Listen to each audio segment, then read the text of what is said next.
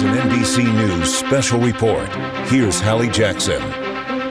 Good morning. We are coming on the air this morning with an update from the Pentagon on the U.S. strikes on 3 Iranian nuclear sites ordered by President Trump on Saturday. It's been just about 12 hours now since those strikes were completed, with the president calling them a complete success and saying those nuclear facilities were completely and fully obliterated.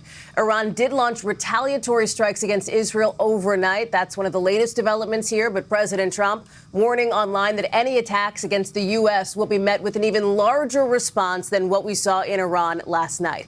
This morning, we are taking you to the Pentagon. We expect to hear from the Secretary of Defense, Pete Hegseth, and the Chairman of the Joint Chiefs of Staff, Air Force General Dan Kane. They will be updating on the strikes. We want to take you now to the Pentagon for a quick look. You can see those podiums there. I want to bring in our senior White House correspondent, Garrett Haake, who is joining us now. And Garrett, we're just now getting some more information, at least a little bit, about the operation, which the administration is calling Operation Midnight Hammer against Iran.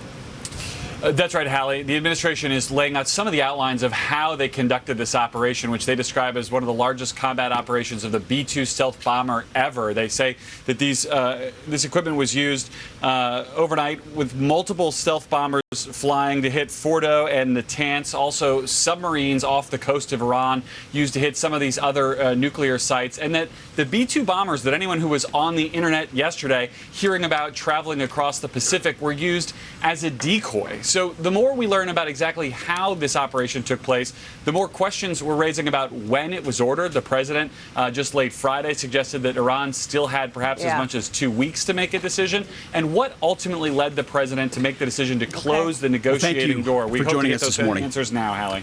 Last night on President Trump's orders, U.S. Central Command conducted a precision strike in the middle of the night against 3 nuclear facilities in Iran: Fordo, Natanz, and Esfahan, in order to destroy or severely degrade Iran's nuclear program. And as the chairman of the Joint Chiefs will demonstrate, it was an incredible and overwhelming success. The order we received from our commander-in-chief was focused, it was powerful, and it was clear. We devastated the Iranian nuclear program. But it's worth noting the operation did not target Iranian troops or the Iranian people. For the entirety of his time in office, President Trump has consistently stated for over 10 years that Iran must not get a nuclear weapon. Full stop. Thanks to President Trump's bold and visionary leadership and his commitment to peace through strength, Iran's nuclear ambitions have been obliterated. Many presidents have dreamed of delivering the final blow to Iran's nuclear program, and none could until President Trump. The operation President Trump planned was bold, and it was brilliant, showing the world that American deterrence is back. When this president speaks, the world should listen. And the U.S. military, we can back it up. The most powerful military the world has ever known. No other country on planet Earth could have conducted the operation that the chairman is going to outline this morning. Not even close. Just like Soleimani found out in the first term, Iran found out when POTUS says 60 days that he seeks peace and negotiation, he means 60 days of peace and negotiation. Otherwise, that nuclear program, that nuclear capability will not exist. He meant it. This is not the previous administration. The President Trump said no nukes. He seeks peace, and Iran should take that path. He sent out a truth last night saying this: any retaliation by Iran against the United States of America will be met with force far greater than what was witnessed tonight. Signed, the President of the United States, Donald J. Trump. Iran would be smart to heed those words. He's said it before, and he means it. I want to give recognition to the Chairman of the Joint Chiefs of Staff, the Joint Staff, General Eric Kurilla at CENTCOM, who did a phenomenal job, he and his staff, all of CENTCOM. Policy across the board, this was a joint effort, and across the Pentagon effort. I want to recognize the pilots who flew those bombers, who flew those fighters, who flew those refuelers, warriors. I want to recognize the sailors on those destroyers, in those subs, on those carriers, warriors, all of them. I want to recognize our soldiers doing air defense, base defense, QRF, warriors, all of them. Every American involved in this operation performed flawlessly. And I want to give recognition to our allies in Israel as well. This is a plan that took months and weeks of positioning and preparation so that we could be ready when the President of the United States called. It took a great deal of precision. It involved misdirection and the highest of operational security. Our B-2s went in and out of downtown Tehran, of these nuclear sites, in and out and back without the world knowing at all. In that way, it was historic. A strike that included the longest B-2 Spirit bomber mission since 2001 and the first operational employment of the MOP, a massive ordnance penetrator. The mission demonstrated to the world the level of joint and allied integration that speak to the strength of our alliance and our joint forces. As President Trump has stated, the United States does not seek war. But let me be clear. We will act swiftly and decisively when our people, our partners, or our interests are threatened. Iran should listen to the President of the United States and know that he means it, every word. I want to give congratulations to our Commander-in-Chief. It was an honor to watch him lead last night and throughout, and to our great American warriors on this successful operation. God bless our troops. God bless America. And we give glory to God for his providence and continue to ask for his protection. I turn it over now to the chairman for specifics. Thank you, Mr. Secretary. Thanks for recognizing all of our folks out there doing our nation's work, and nice to see everybody on this early Sunday morning. Last night, on the President's orders, U.S. Central Command, under the command of General Eric Kurilla, executed Operation Midnight Hammer, a deliberate and precise strike against 3 Iranian nuclear facilities. This was a complex and high-risk mission carried out with exceptional skill and discipline by our joint force. I want to thank every service member, planner, operator that made this mission possible. Their actions reflect the highest standards of the United States Armed Forces.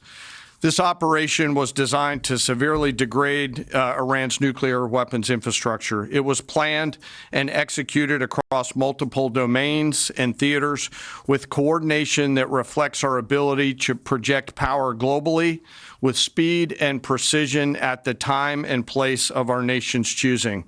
This was a highly classified mission with very few people in Washington knowing the timing or nature of this plan. I'll refer you to the graphic on the side as I walk you through some of the operational details. At midnight Friday into Saturday morning, a large B-2 strike package comprised of bombers launched from the continental United States. As part of a plan to maintain tactical surprise, part of the package proceeded to the west and into the Pacific as a decoy, a deception effort known only to an extremely small number of planners and key leaders here in Washington and in Tampa. The main strike package, comprised of 7 B-2 Spirit bombers, each with 2 crew members, proceeded quietly to the east with minimal communications. Throughout the 18-hour flight into the target area, the aircraft completed multiple in-flight refuelings. Once over land, the B-2s linked up with escort and support aircraft in a complex, tightly timed maneuver requiring exact synchronization across multiple platforms in a narrow piece of airspace, all done with minimal communications. This type of integration is exactly what our joint force does better than anyone else in the world. At approximately 5 p.m. Eastern Standard Time last night, and just prior to the strike package entering Iran, a U.S. submarine in the Central Command area of responsibility launched more than 24 Tomahawk land attack cruise missiles against key surface infrastructure targets at Esfahan. As the Operation Midnight Hammer strike package entered Iranian airspace, the U.S. employed several deception tactics, including decoys, as the fourth and fifth generation aircraft pushed out in front of the strike package at high altitude and high speed, sweeping in front of the package for enemy fighters and surface-to-air missile threats.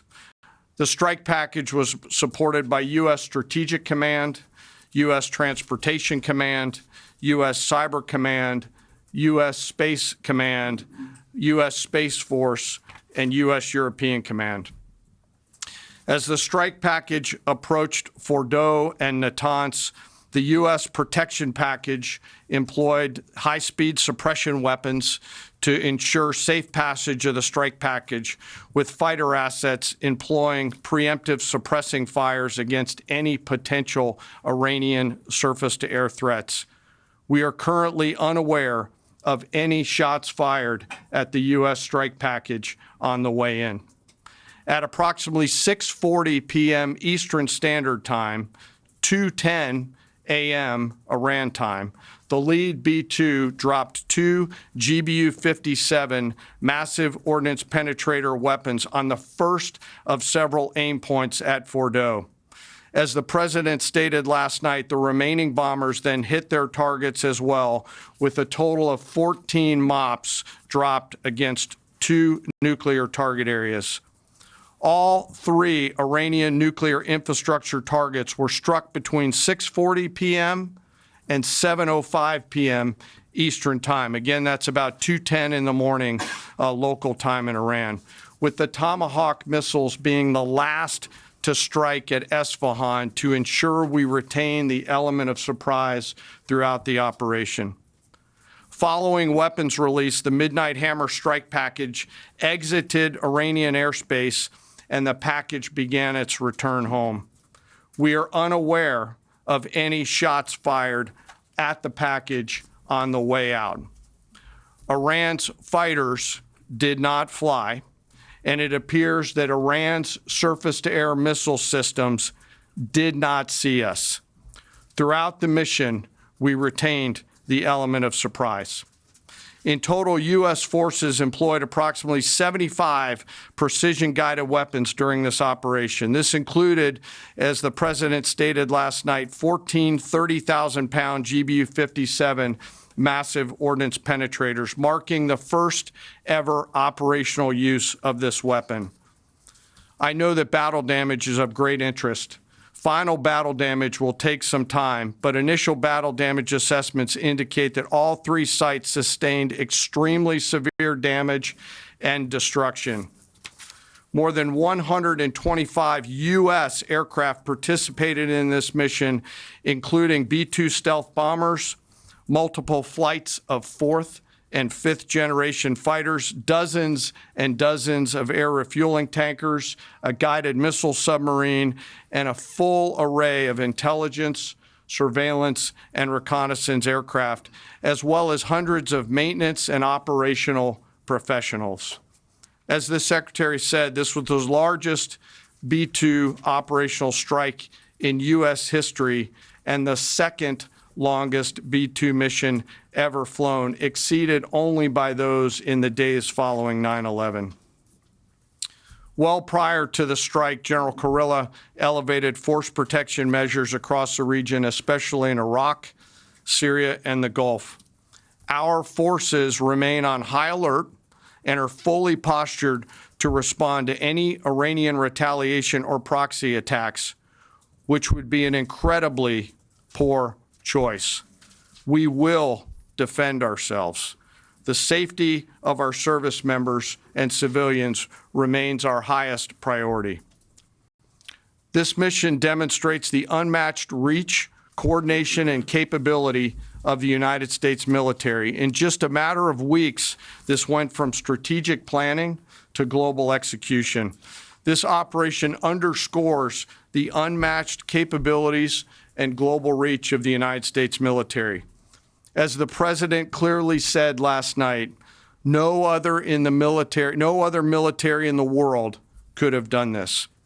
I join the President and the Secretary in being incredibly proud of the air crews, naval forces, cyber operators, planners, and support teams, and commanders who made this mission possible. It is their skill, discipline, and teamwork that makes this operation possible.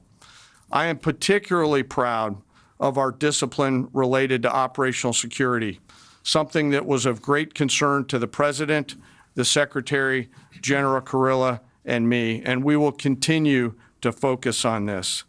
As we stand here this morning, many assets are still airborne, and we have hundreds deployed. I ask that we keep our warfighters on their way home and our deployed service member in our thoughts. Our joint force remains ready to defend the United States, our troops, and our interests in the region. Thank you very much. We will take a few questions, Phil. Me? Yeah. So, is regime change off the table, Mr. Secretary? And to the chairman, you said the battle damage assessment is still ongoing, but do you believe that some nuclear capability in Iran remains? This mission was not and has not been about regime change. The President authorized a precision operation to neutralize the threats to our national interests posed by the Iranian nuclear program and the collective self-defense of our troops and our ally Israel. Thanks for your question. I think BDA is still pending, and it would be way too early for me to comment on what may or may not still be there. But thanks for the question. Green.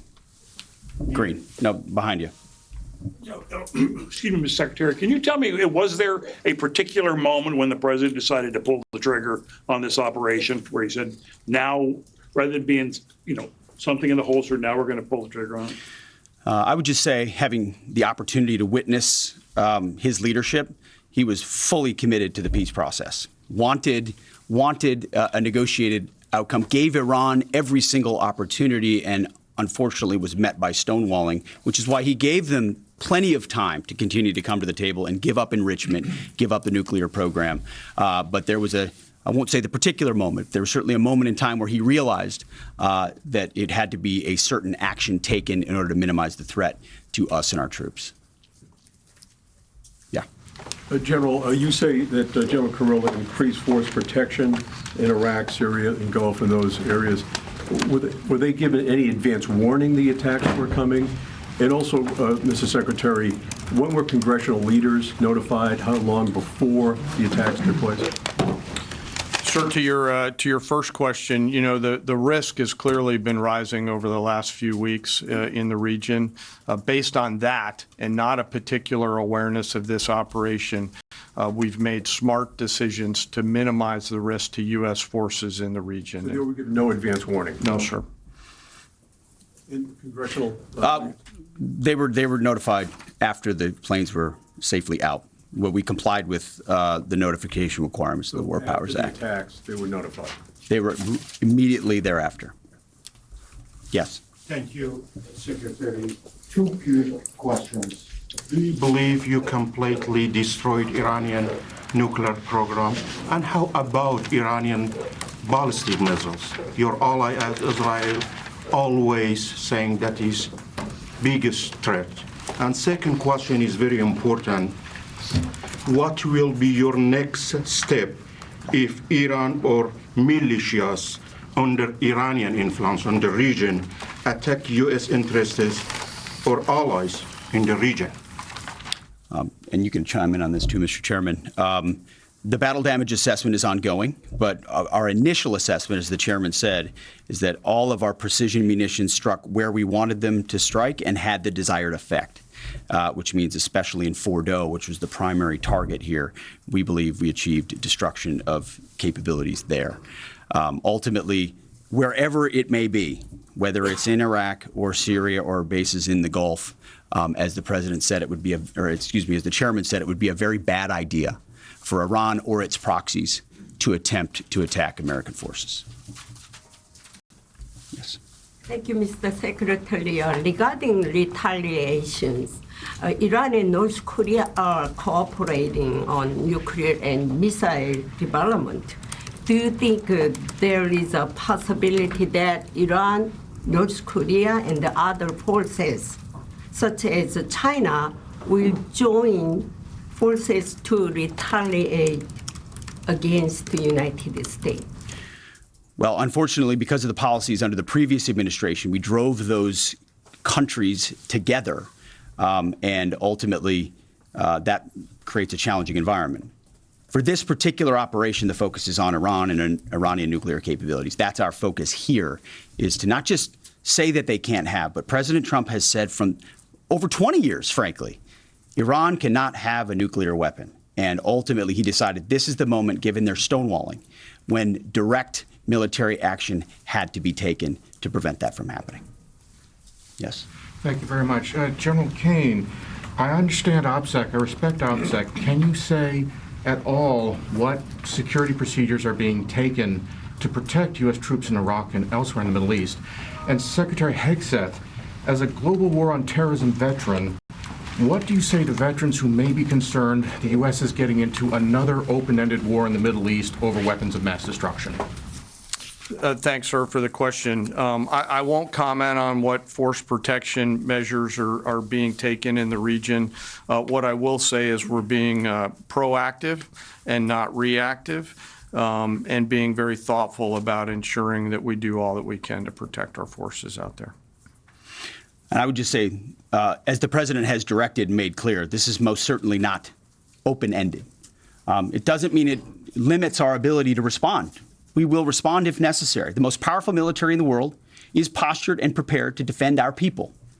But what the president gave us, as I said, was a focused, powerful, and clear mission on the destruction of Iranian nuclear capabilities. Those were the targets. That's what was struck.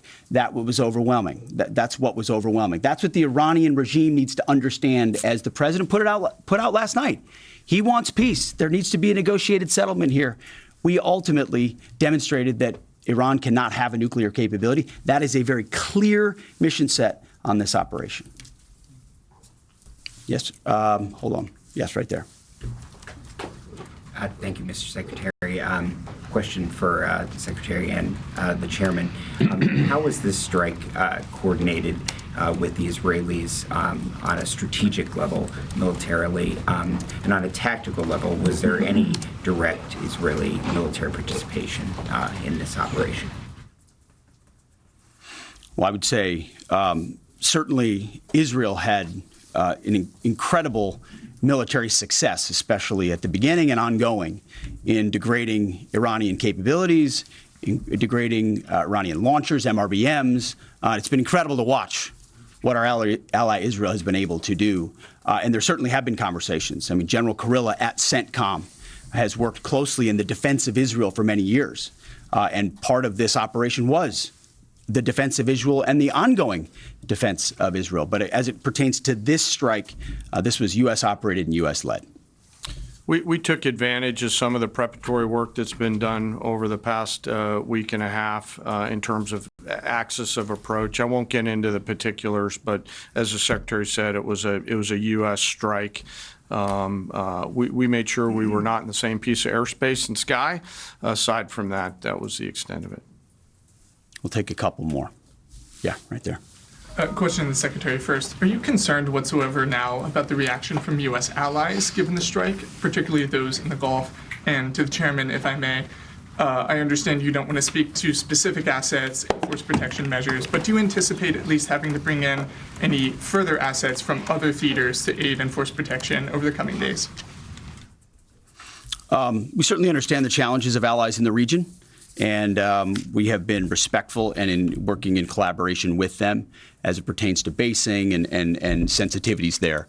Ultimately, they've got a lot of assets and people in those locations also where American troops are co-located. So that's a consideration of ours. We've been in close consultation with them, and we appreciate the support that we have got. Thanks for the question. On on sort of the global picture. And as you know, that's one of my jobs, is to look globally at the entire range of challenges. We are always carefully considering our force posture around the world, and then offering options to the Secretary and to the President. I won't comment on any future things, but the American people should know that we carefully consider those moves around the world and try to modulate as needed our force structure in the region. Absolutely. Yeah, right here. Thank you. What communications are being sent to the Iranians right now, and is there any possibility of diplomacy now or in the coming days? I can only confirm that there are both public and private messages being directly delivered to the Iranians in multiple channels, giving them every opportunity to come to the table. They understand precisely what the American position is, precisely what steps they can take to allow for peace, and we hope they do so. Yes. The president may not want an open-ended conflict. The Iranians may disagree. Are you prepared for a protracted war? Well, anything can happen in conflict. We acknowledge that. But the scope of this was intentionally limited. That's the message that we're sending. With the capabilities of the American military nearly unlimited. So Iran, in that sense, has a choice. But we've made it very clear to them, this is nuclear sites, this is nuclear capabilities, this is the line that the president set, and we set that back. Now is the time to come forward for peace. But I think one of the takeaways from this as well is the unprecedented level of ongoing cooperation. I can't speak highly enough of the chairman and his staff and General Kurilla in CENTCOM, what they've done to look around the corner, to pre-position, to understand how an operation like this comes together. The scope and scale of what occurred last night would take the breath away of almost any American if you had an opportunity to watch it in real time. And I think Tehran is certainly calculating the reality that planes flew from the middle of America and Missouri overnight, completely undetected, over 3 of their most highly sensitive sites, and we were able to destroy nuclear capabilities. And our boys in those bombers are on their way home right now. We believe that'll have a clear psychological impact on how they view the future, and we certainly hope they take the path of negotiated peace. But I could not be more proud of how this building operated, of the precision, the sensitivity, and the professionalism of the troops involved in this effort. I will take one more. We'll take one more question. Yes, right there. Thank you, Mr. Secretary. Concerning the justification for these strikes, in March, the Office of the Director of National Intelligence released their threat assessment, concluding, quote, Iran is not building a nuclear weapon, and Khamenei has not authorized the nuclear programs he suspended in 2003, unquote. So what new intelligence does the U.S. have since then that the Iranians have changed their position on nuclear weapons? And does this new intelligence come from U.S. sources and methods, or are we getting this information from other countries? Well, I would just simply say that the president's made it very clear. He's looked at all of this, all of the intelligence, all of the information, and come to the conclusion that the Iranian nuclear program is a threat, and was willing to take this precision operation to neutralize that threat in order to advance American national interests, reduce the Iranian nuclear program, and obviously collective self-defense of ourselves and our allies. So he looked at all of it, understood the nature of the threat, and took bold action I think the American people would expect in a commander-in-chief. That's all we've got. Thank you very much. Appreciate it. Mr. Chairman. You have been listening there to the Defense Secretary and the head of the Joint Chiefs of Staff briefing reporters and briefing the American public on that consequential strike, the airstrike on 3 Iranian nuclear sites that President Trump ordered that was carried out just about now 12 hours ago. You heard some of the details there from Secretary Pete Hegseth laying out the operational tactics here, the massive use of those so-called bunker buster bombs that, in the words of the head of the Joint Chiefs, essentially extremely severely damaged Iranian nuclear capabilities. I want to bring in NBC's chief foreign correspondent, Richard Engel, who is in the region for us this morning in Tel Aviv. And that is important here, Richard, when you heard from General Kane, this idea of extremely severe damage, because the question of what nuclear capabilities are left in Iran is central to this. The initial battle assessment is still ongoing here, but Secretary Hegseth says, at least in Fordo, the critical nuclear site that you've been talking about so much over the course of the last day, essentially there has been, in his words, destruction of capabilities there. Well, the Iranians are putting out a very different version of events. They say that those 3 sites were evacuated ahead of time, that the materials inside were removed. We have not been able to verify that. We heard in this press conference repeated statements that they still need to do a full battle damage assessment. But the Iranians, at least as the officials are describing it, are trying to brush this off. They are painting themselves as the victims, that they were in the midst of negotiations, that they weren't stonewalling at all, and that they were trying to talk, and that they were attacked in a surprise attack that they characterize as unprovoked. So the Iranian version of events, very different. We heard a lot of details from this presser just now. 125 aircraft, many of them refueling planes, submarines involved, dozens of Tomahawk missiles, 14 of these massive ordnance penetrators used to attack Fordo primarily, which is a mountain where the bombs have to go through rock and reinforced concrete. So this was clearly a massive, highly coordinated operation. To go back to your original question, was it successful? Did it eliminate all of Iran's nuclear capability? There's a lot of dispute about what Iran's nuclear capability really was. The intelligence on that has shifted somewhat. The IAEA has said just recently, just this week, that it doesn't believe that Iran had an active nuclear weapon program. It acknowledges that it had nuclear weapons, possible fuel, enriched uranium that could eventually be converted into a nuclear bomb, but no nuclear bombs on hand, no program to actively create those bombs. So this was a preemptive strike, building on Israel's preemptive strikes. And in this press conference, it was clear, and he was asked about the parallels to Iraq and parallels to the danger that the U.S. Had of mission creep, and he was trying to say it's one and done unless Iran responds.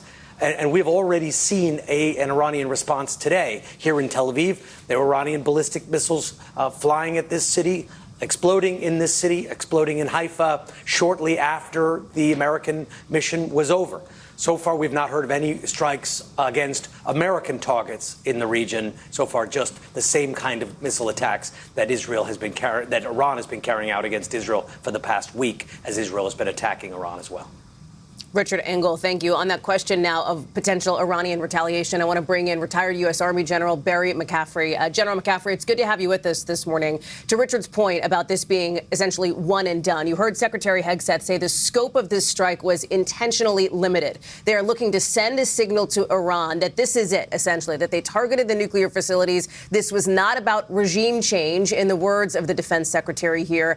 And yet Iran had already warned previously to this strike that they would potentially target military bases and U.S. assets in the region if, in fact, the president were to take out some of these nuclear facilities.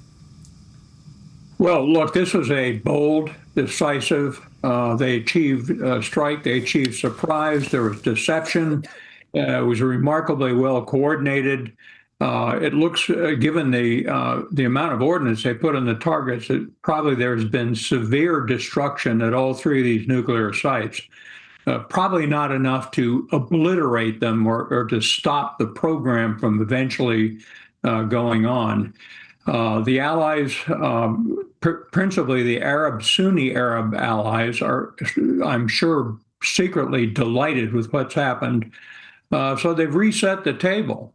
Now the question is, what will their reaction be? I've set aside the political reaction, which is going to be severe and detrimental to President Trump.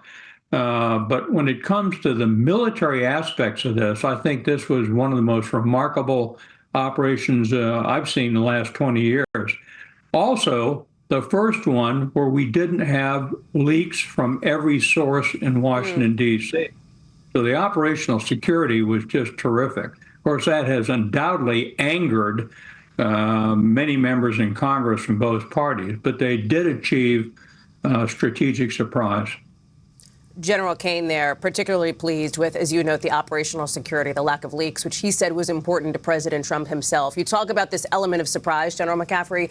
Are you surprised that the Iranians apparently did not get off any shots, did not essentially have any shots fired at incoming or outgoing U.S. planes, as you heard the Secretary and head of the Joint Chiefs lay out? Well, look, the technology we have, F-35 aircraft, B-2 bombers, are very difficult to pick up. The Iranian air defenses were massively depleted by the Israeli Air Force in their strikes a few months ago, never mind the ongoing air war against the Iranian defensive capability. So I'm probably not surprised, but this was one incredible operation. I think we also ought to talk about the chances of it influencing a peace negotiation process. The only way you're going to really stop the Iranian program is have inspectors on the ground, the UN International Atomic Energy Agency. So probably in the next 90 days, there's going to be a movement toward peace. The short run, though, it's hard to imagine the Iranians aren't going to respond. But, you know, Hallie, we should understand the 40,000 troops in the area are primarily Air Force and Navy and some Army troops who are combat ready.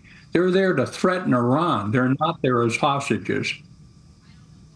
General Barry McCaffrey. General McCaffrey, we're glad to have you with us this morning. Thank you. I know you'll be sticking around for further developments throughout the day. I want to bring in NBC News analyst Jeremy Bash, former chief of staff at both the Pentagon and the CIA. You heard the details there, this highly coordinated, very intense operation now against Iran. What would the options be, in your view, for the potential of Iranian retaliation, particularly in the region against U.S. troops? Well, they don't have a lot of options, Hallie, but I would say they would look at things like terrorism, things like short-range rocket, artillery, and mortar fires against U.S. military assets. They would employ the Houthis, their surrogate force operating out of Yemen, to fire and continue to fire against U.S. naval vessels. And they will continue to fire ballistic missiles at our allies and partners, including at Israel. But I think over the long term, you know, the U.S. is going to be postured there in the region to prevent and deter Iran from waging any significant retaliation. I was struck when I heard of the Pentagon briefing was just how large this operation was. 125 aircraft employing not just 7 B-2s flying round trip 18 hours from Missouri to Iran and back, but also 4th and 5th generation fighters, F-18s, F-15s, F-16s, F-22s, and F-35s, all there to suppress any surface-to-air missiles, any enemy air defenses. We employed 24 Tomahawk land attack cruise missiles to hit Esfahan off of probably a Virginia-class submarine operating in the Red Sea. And so you've got an enormous U.S. military capability in the region. And it's designed to send a message to Iran, which is, we don't seek regime change. We're not trying to topple your government. We're trying to degrade and prevent you from having a nuclear weapons threshold capability. There will be debates about the intelligence. There will be debates about the effectiveness, the bomb damage assessment. But I think under any circumstance, this has to set Iran back many months, maybe even many years, and potentially could pave the way for a new paradigm in the Middle East, although it also could usher in a much more dangerous era in which Iran lashes out against us, our allies, our partners, and our troops. Jeremy Bash, thank you for your expertise and your analysis. Thanks to all of our colleagues here at NBC News, as that does conclude this NBC News Special Report. We're going to have much more throughout the day on our streaming network, NBC News Now, online at NBCnews.com, and tonight on Nightly News as well. I'm Hallie Jackson. Thank you very much for watching.